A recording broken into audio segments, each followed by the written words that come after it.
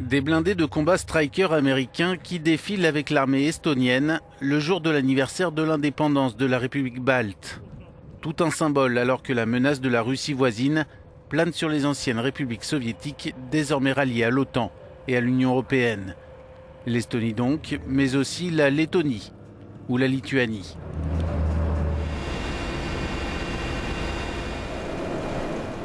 Depuis la crise ukrainienne et l'annexion de la Crimée il y a un an, les relations entre la Russie et les Occidentaux se sont fortement dégradées.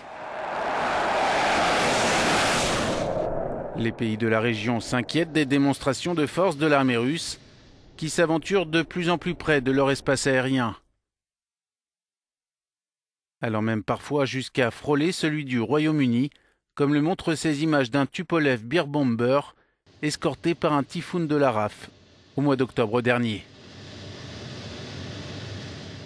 Les 28 membres de l'OTAN sont engagés par l'article 5 du traité de l'Atlantique Nord sur la solidarité entre membres en cas d'attaque armée.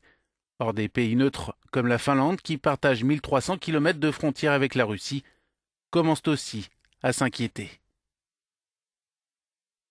Ainsi, le Premier ministre finlandais Alexander Stubb, ici aux côtés du secrétaire général de l'OTAN Jens Stoltenberg, a reconnu que la possibilité d'intégrer l'Alliance était désormais une question qui pourrait se poser lors des prochaines élections nationales. Une option encore impensable il y a quelques mois. Aujourd'hui, plus de 60% des Finlandais craignent pourtant une agression russe.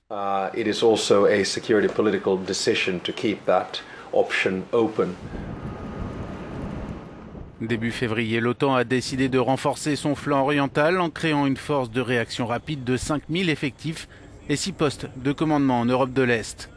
En mer Noire, face à la Crimée, l'Alliance mène des exercices, là aussi en riposte, à l'activité militaire russe dans la région.